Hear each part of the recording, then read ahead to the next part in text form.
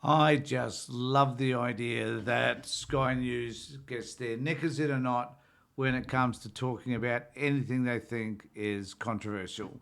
Because the word that they think of, the one word which seems to resonate with them all unanimously, is the word woke. Now, I would have thought that the word woke actually referred to people awakening to something. So I don't know why the right wing, the extreme right wing, the sovereign citizens and those other people, the crazies on the right, wouldn't see wokeness as an appropriate term to use, because they're always talking about the awakening of truth-telling, of being able to create an awareness to the populace that a lot of us out there are just ignorant about. This is what they're all about. So I think that this particular argument that is given to us by Chris Kenny is a joke because the South Australian Parliament, now I do need to say, and Kenny does talk about this, in South Australia here, in Adelaide, we're very progressive in terms of many of the things that we've done, and Kenny will talk about that, the first giving women the right to vote first, or women the first opportunity to stand for Parliament, and so on, in the world. So we are a very progressive state. So we're doing something here very progressive, but they don't like it because it's woking. It's doing something which I think we should have done for years and years ago before this wokeness became a thing. And here's Kenny criticising it. So I'll just start him off, which in itself is pretty damn exciting, and we'll talk about it as we go through it. Whoops. Start it now. Now, it's sometimes a little difficult being a proud South Australian. I mean, I love to spruik the joint and stick up for South Australia. I'm heading there this week, actually, for the gather round in the footy. I can't wait to be there.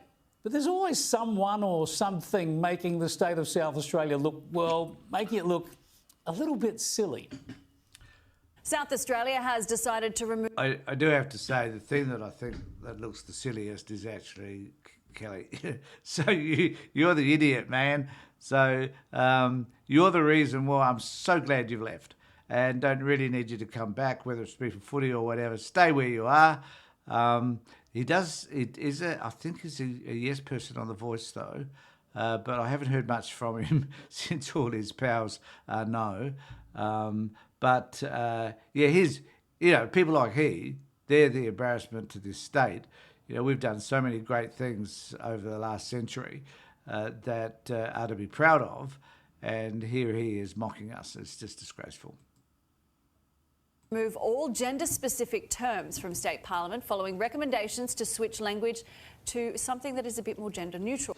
Terms like he, she, him and her, they have been replaced, as you say, by language that is more gender and sexual identity neutral, and terms like we have for Her Majesty, referring to the monarch, and also His Excellency, referring to the governor, have now been replaced. The government says this switch is all about modernising the parliament. Yeah, and that's it. So what is wrong with saying His Excellency instead of him or her, or saying the governor instead of His Excellency or whatever?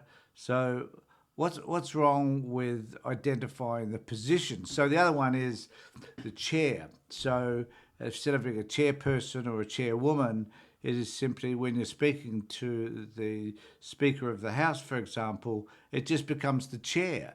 Like, why is that such a mind-boggling change? Like, to me, it just seems logical and sensible.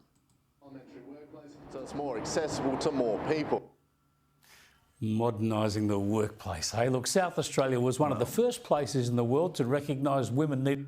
I reckon they should modernise their workplace at Fox and start to make sure that they use language that is more appropriate than the shit that they carry on with. The right to vote, and it was the first place in the world where women could vote and stand for parliament. Pretty damn good. But this toying with the language to neutralise gender, this is nothing to be proud of. In fact, this isn't going to help anyone. It'll make it harder for them to boast about their history. What are they going to say? That they were one of the first places in the world to give the vote to people identifying as humans with vaginas?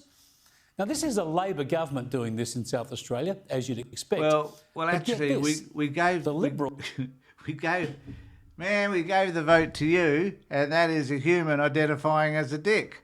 So I think it just what goes around comes around. You're a disgrace. So as an Australian, a South Australian, I'm embarrassed to think that you think that you're a South Australian too. Liberals supported it. The Liberal opposition, using that term very loosely, they're on board with this. The whole joint's gone woke. Well, except for a couple of crossbenchers, including One Nation. Now, this to me, because I really like Sarah Gain. I think she's a lovely woman. This, though, I must confess, I met Sarah a couple of times. This I find offensive from her. And as nice a person as she is, this does demonstrate that she's a wee bit, I think, she's just a wee. Sarah Game. I stand by my comments in the front page advertiser article that I think this is absolutely ridiculous. The Labor government would do well to focus on greater issues such as child protection and ramping, since the Malinauskas government is now responsible for the worst ramping figures in South Australia's history.